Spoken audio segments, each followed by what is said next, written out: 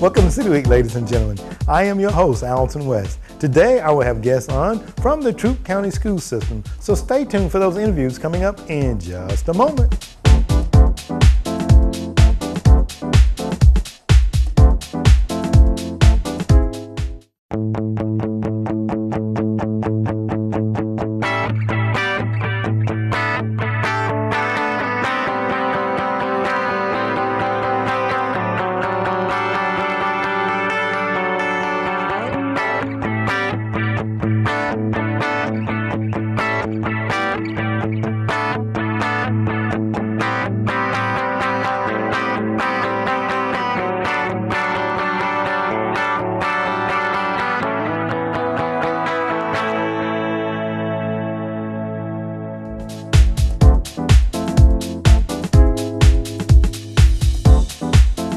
Welcome to City Week, ladies and gentlemen. Today I'm sitting down with members from the Troup County School System, and particularly today I'm sitting down with Dr. Penny Johnson. Dr. Johnson, welcome to the show. Thank you for having me. Well, it's a pleasure to sit down with the ladies and gentlemen from the school system to kind of really talk and understand what's happening in our school system and how things are changing in the school system. And I know that you, and I don't want to start calling names, I'm sure I'll leave out some people, but you and all of the administrators are making a difference in the lives of our kids. And I just want to say thank you for what you all do.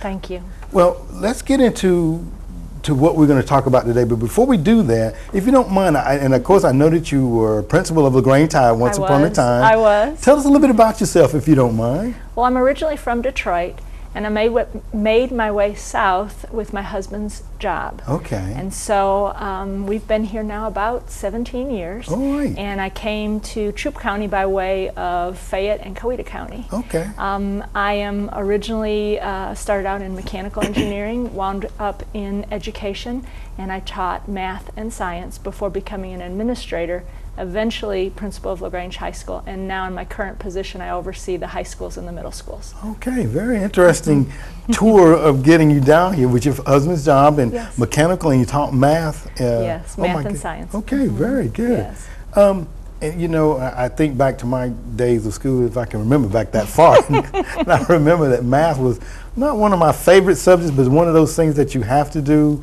You do you do need math. You do need math, don't you? And I find that out more and more in my daily occupation now. Mm-hmm. So, you know, being a math student, I can appreciate my math teacher. I remember Mr. Kinney, who I had Algebra 1, and they wanted to put me in another math my senior year. I'm like, this is enough. Okay. Well, let's get to the topic that we're here to talk about today. Very good. Today we're here to talk a little bit about the Project Capstone. Yes. Tell us a little bit about that, if you don't mind. Well, it's primarily a senior project, although some of our juniors are also participating. Okay. But ultimately it is a terminal project that assists. Okay, I've got to start over again. All right, so that's okay. Senior project. It's primarily a senior project, and the goal of the capstone project is to give students experience that helps them to be college and career ready. Okay. The senior capstone consists of 5 components. One of them is a research paper. Okay. And the research paper needs to be centered and focused on a career field that they have an interest in. Okay. The second part is a portfolio, and the portfolio consists of resumes and letters of introduction. Okay. A product is a culminating portfolio of artifacts that consist of items that are from the capstone project. Okay. And that includes mentor journals and logs. And the journals and logs are kept by the student, and the mentorship is the 4th piece of the project. Okay. The mentorship has to do with students arranging opportunities with business and community partners and discussing their particular field of interest. Okay. Then the final culminating piece of the capstone is a presentation, and the presentation will take 2 forms. One is either a gallery walk or a panel presentation by the student where they discuss what they learned from the capstone project itself. Okay, so 5 major points there that they focus on as Yes. far as the capstone programs is concerned. And Right. you know, mentorship is primarily for juniors and seniors, but Right. do you all accept younger than that, or that's just your target area? Well, the components are built into the economics and the 12th grade English classes of Okay. the student's schedule. Oh, okay. So that's why it's primarily going to be the seniors who are participating in this program. Okay, well, very good. And this is an important college, preparing them Yes. for college. Expound a little bit more, if you don't mind, on why you feel like this is important, Dr. Johnson. Well, it's an opportunity to extend their academic experience. It's an opportunity for our students to consider their area of personal career interest. Okay. And the sooner that students identify that, the better chance they have to be successful as they go on and pursue post-secondary options, whether it be college or the employment workforce Okay. or military. This will give them an opportunity to start thinking about what it is they may be interested in when they graduate from high school. Okay. It also is an opportunity for our students to connect with our community, our professional community. Okay, well, very good. And I know that most of the people that have students in school perhaps have read the mission statement of the Troup County School System. How does this tie in with that and meet those district goals, if you don't mind? Well, our goal is to prepare students to be productive citizens in a diverse and changing world. So as students identify what their areas of interest are and then connect with our community, it gives them the opportunity to gain experience and be more prepared when they leave high school. Absolutely. You know, you're talking about, you know, connecting with the workforce and preparedness and things of that nature. And one of the components in there is mentorship, and they have to do a journal and also do a log. Yes. Talk about some of the components of that, or are there any barriers to that you all have identified at this point? Certainly. The mentorship needs to be 8 hours. Okay. 8 hours spread over the school year. And the mentorship, again, needs to be in the student's field of interest, career field of interest. Okay. However, it doesn't have to necessarily be one-on-one. Our mentorships can be individual mentorships, they can be group mentorships, and they can also be virtual mentorships. You know, Okay. in the age of technology, virtual is Absolutely. okay. However, the key component to the mentorship is the opportunity and the ability to dialogue with the mentor. Okay. Because we want to encourage our students to ask questions, to get more information. So it needs to be interactive. Okay, well, very good. Let me ask you now, as far as the mentorship is concerned, do the students themselves solicit the mentors, or how does the school assist with that, or is there assistance provided? Well, the initial challenge is that students must find their mentors Okay, themselves. okay. So we assist with that in providing letters of introduction and strategies to teach students how to go out and Okay. interact with our community. Absolutely. However, we will find that some students may not have a person or may not be able to find the mentor. So you asked a minute ago about barriers. One of the barriers is for the student who does not have that connection. And so what we want to do is to make a point of contact available so that mentors who are interested in helping students, that we, the school system, can serve as that connection to help students connect with that. There's a couple other barriers that we've found as we've been working through this process. One of them is that our mentors think that this there may be a privacy issue or an age of the student issue. However, the mentorship is not necessarily a job shadowing experience. Okay. It can be job shadowing if that's what the mentor would like to do. Okay. But it's really just a dialogue. And so in issues of healthcare privacy, really shouldn't be a barrier, nor should getting on the manufacturing floor become a barrier, because again, it's a sit-down dialogue like we're having. Okay, all right, very good. And you must have looked at my question, because that was going to be my next question, was could this be considered job shadowing? You said that. And I want to go back, you mentioned about the students. It's about an 8-hour commitment on the part of the students. What's the commitment time for the mentor themselves? That would be the mentor's commitment, That's the the 8 hours. Okay, It okay, is. all It right. is. But that 8 hours can be spread over the entire semester. It could be 1 hour a week for Okay. 8 months. or it could be a single day experience, 2 half days. It is designed to be flexible to make the connection with our community. Okay. It's designed to be supportive of the challenges that our community members would face. Absolutely. And you know, it's so important that students get that, because and I think about, even right now, I'm kind of doing some interviewing myself, and one of the things that we look for is the experience. Right. And how much experience do you bring? But then when you take a young person that's coming out of high school, preparing themselves or herself to go into college, they may not have a whole lot of experience. And then even when they come out of college, they may not necessarily have a lot of experience. So I think it's so important, like you said, a career field of their interest, so they can get that not necessarily hands-on, but hear what it takes and the courses that they need to prepare themselves to be in that position. It also gives our students a chance to hear from the front line, if you will, the person who's in the field, and hear about the pros and the cons and the challenges and what it took for our community partner to be successful in the field that they've chosen. Absolutely. And you know, community partners, and now if someone was watching the show today, Dr. Johnson, and they say, well, you know what, I might be interested in being a mentor to help, continue to shape the lives of our young people.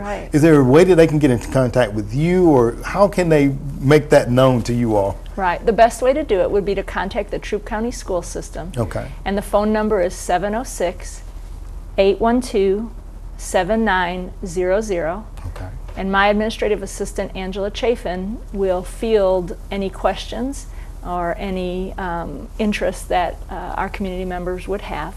And then she would make sure that the names and the contact information get to our base school staff. Well, very good. Let me ask you, as we get ready to close up here, now the students, they go through this program, and do you all monitor them quarterly? What's the monitoring process? We do monitor the process. Okay. The senior capstone is also an element of our accountability measure with the state. Okay. And so we need to report out the number of students who complete capstone. Okay. And so we have an internal measure where we take each of the components, and our teachers sign off upon completion of each component.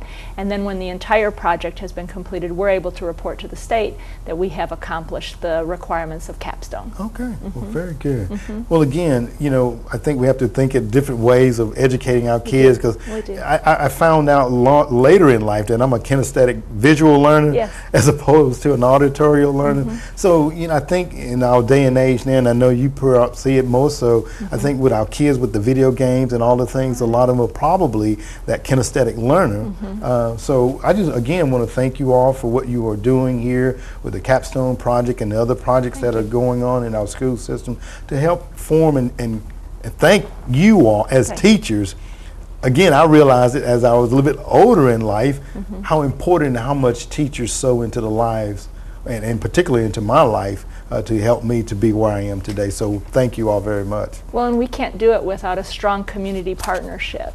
We rely heavily on the community of the LaGrange and Troup County community, and we welcome that partnership to work with our students to prepare them for the next level. Well, thank you all very much, and we look forward to successful outcomes from the Capstone program and all the other programs. So thank you for being on the show today, Dr. Johnson. Thank you so much. All right. Ladies and gentlemen, stay tuned for more City Week in just a moment.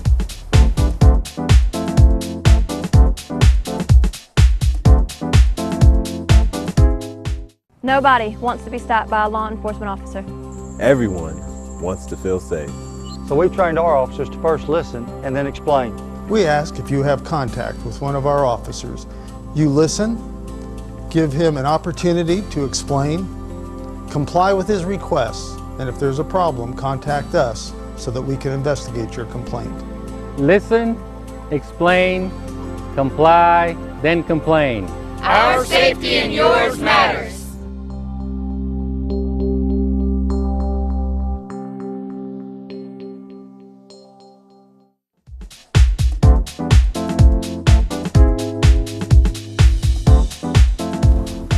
Welcome back to City Week, ladies and gentlemen. Now I'm sitting down with another member from the Troup County School System, Nicole Kennedy. Nicole, welcome to the show. Thank you. I'm glad to be here. Well, it's a pleasure to sit down with you as well. I just had on just a few moments ago Dr. Johnson, and she was talking about the Capstone program.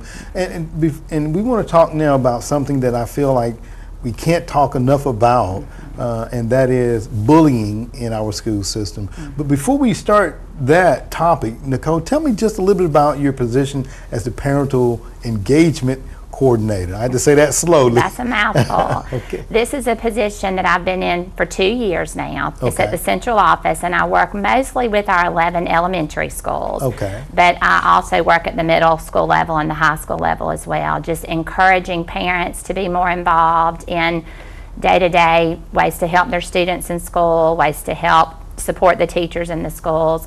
I work with the family liaisons in each of our elementary schools, kind of as go-betweens between the system and the families as well. So also I work a lot with community groups just to support the families. Our community is full of wonderful groups to support families here in LaGrange. Absolutely. And you know, as Dr. Johnson was mentioning a moment ago, it is so important to have those partnerships to make a strong school, strong community, strong city, strong county. So we do appreciate all that you all are doing to make sure that those partnerships are formed and maintained throughout the entire school year. Let's jump into a topic, Nicole, that I know that you all perhaps are sincere about, serious about, and the community as a whole, we need to be serious about this, because I think so many times we see innocent lives snuffed out and taken away from us too soon because of something as simple as bullying. Why is that such a hot topic with the school system? I think it's a hot topic in general, just with communities. Part of the reason is different groups have raised awareness over the years, so it's become a more common topic to discuss than when I was growing up. Schools are more aware of it because of the media, as you just alluded to, because of the youth and the teens that have just suffered horribly because of bullying going on in their lives. Maybe the reasons that it's become more of an issue these days than it was when we were growing up has to do with the family structure. Families just look very differently than they looked when we were growing up. A lot of families, both parents work, they work long hours. A lot of times grandparents are raising children today, lots of single moms and or single dads raising children, and some of our parents that we're working with today are very young. I heard Officer Ham with the LaGrange Police Department share the other day that we're in our 4th generation, Alton, of children raising children. Oh my goodness. So when you think of it like that, it was kind of an aha moment for me that if children are raising children for 4 generations, think of all the character education that children are missing from their parents, from their grandparents. Things that we used to be taught in conversation in the car, the conversations aren't happening these days because of the family structure. Also, social media has totally increased the bullying issues because nothing's private anymore. You can see anything, anytime, and that has really created a bigger problem with bullying. Plus, one additional fact, research shows that when children are bullied, they oftentimes become bullies. So the more it's happening, it's the snowball effect. The more it happens, the more bullies we have, and it just continues to grow, unfortunately. Absolutely. That is so unfortunate. And, you know, that's something that we don't need in our society, and definitely not in the school system, where kids need to be prepared to learn, to become productive citizens in our society.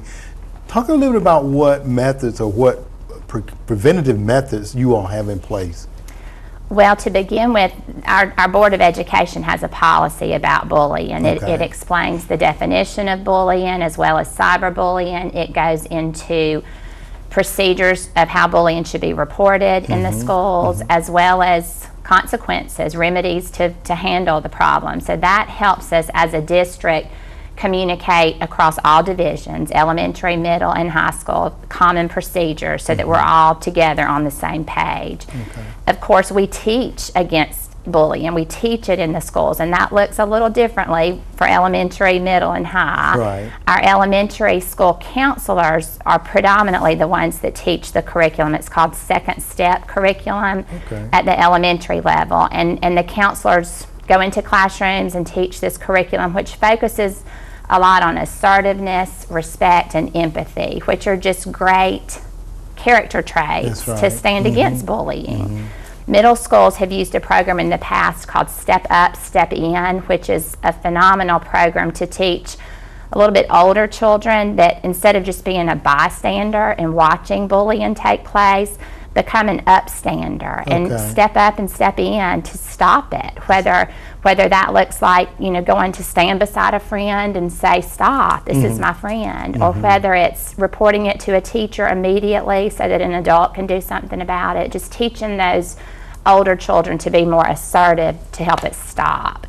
And then as well, we've used PBIS in our schools in the past year. We have 6 schools that are PBIS schools, and those frameworks for PBIS go hand in hand with teaching children not to be hateful and ugly, not to have the bullying behaviors. Okay.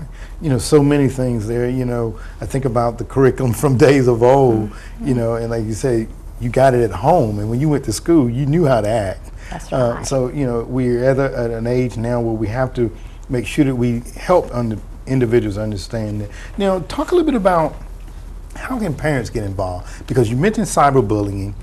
That can happen at school, or it can also happen in the home. How can parents get involved to help cope with that problem? We need parents desperately. That partnership that you mentioned early on has to be in place for us to deal with this problem. On the front end, some things parents can do to support their children before bullying even happens is just have a relationship with your child. When you have a close relationship, communication is strong, sharing is strong, so your child will hopefully come to you as mom or dad and share if something happens at school. Another thing parents can do on the front end is have relationships with your children's teachers. Then if something does come up, it's easy to go to that teacher and say, we need to talk. Whereas if you don't know the teacher's name or you don't know where the classroom is located, it makes it a little bit harder to go have a conversation about a problem. Also, on the front end, parents can be cyber wise, like you were talking about. Keep some guards on the cell phones, keep some guards on the internet at home. Just be wise about what your children are doing. Also be visible. You know, a lot of us as parents, me included, work full time, and we can't be in the schools like my parents used to be, you know, when I was growing up. But be visible, if not at school, at some extracurricular activities, at the football games, the basketball games. Help your children have a support system, whether it's having friends over on the weekends to be a part of your family, being part of rec sports, church groups. Just have a support system, and that will build confidence in these children as they're growing. Now, from a different perspective, if you're a parent and you know your child is being bullied, let's talk about that for a second. All right. My best advice in that situation is to stay calm and press on. And that's difficult because as a parent, you get upset. You want to fly off the handle. You want to protect your child no matter what cost. But the best thing you can do is not react. You know, keep a serious face with your child. Just nod and listen. Step in if you need to. Depending on the age of your child, you might need to be the one to call the teacher or to call the counselor or the administrator if it gets to that level. Definitely, though, encourage your child to find an adult in their school that they trust. I hope every student in our school system has at least one adult in the school that they know loves them, that they know cares about them, that they could go to. Probably more than one, but encourage your child to be assertive, you know, to go and tell somebody. Teachers and administrators want to know if bullying's going on. If we don't know it, we can't help at all. So also, for parents who have older children like mine or both teenagers, you have to understand that the older your children get, the less likely they are to tell you. So really watch for other behaviors, changes in behaviors, changes in sleep patterns, changes in eating habits, friendship groups. Any changes of behavior, you're going to want to dig a little bit deeper as a parent.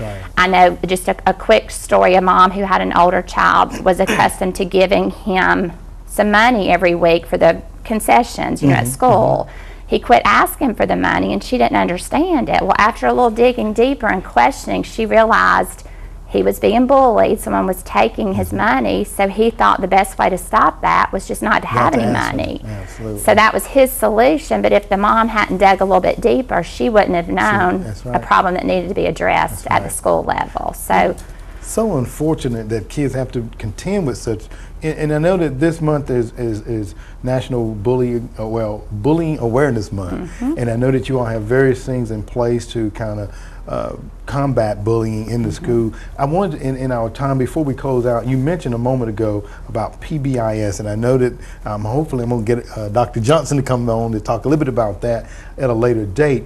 If you don't mind, just kind of touch on that just a little bit, if you don't mind, as we get ready to close out. Yes, and before I share about PBIS, this is a big month of bullying prevention, and October 19th, the whole school system is going to wear orange to, just to be united, to stand together.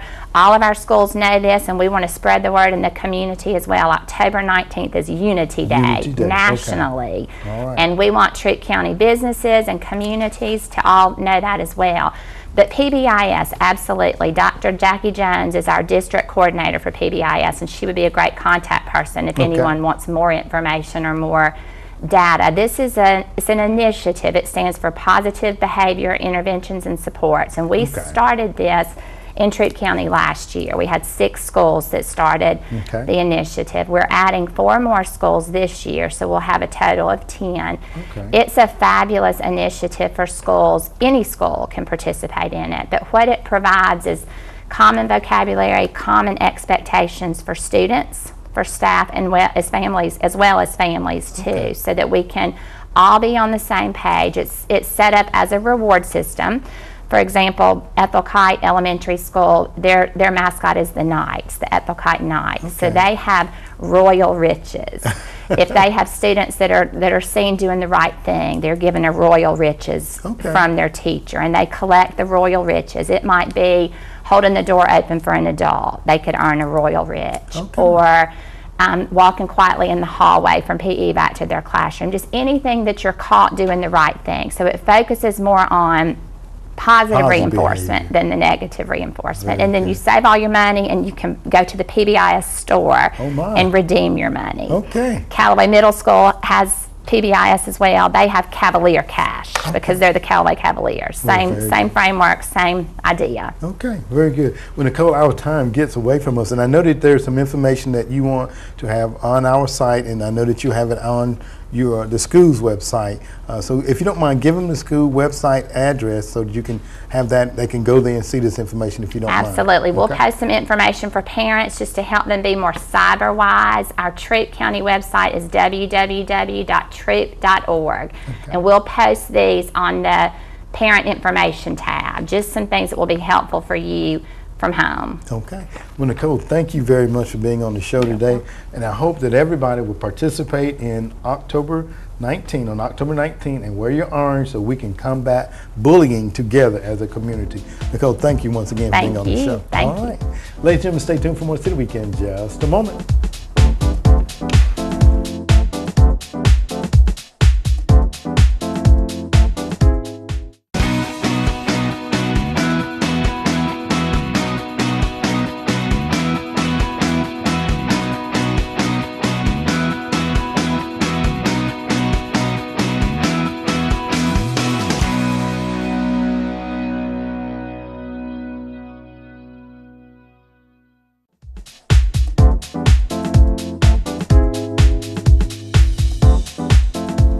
Ladies and gentlemen, I want to thank you for joining for City Week this week. My guests have been from the Troup County School System. I had on Dr. Penny Johnson, as she talked about the Capstones Project and also how students can get involved with that. And if you would like to be a mentor, give her a call. By all means, impact the life of a young child. Also, ladies and gentlemen, I had on from the school system, Nicole Kennedy, the Parental Engagement Coordinator, as she talked about Bullying Awareness Month being this month. Ladies and gentlemen, I hope that you've enjoyed both of these interviews. And as always, I want to invite you back for more of City Week.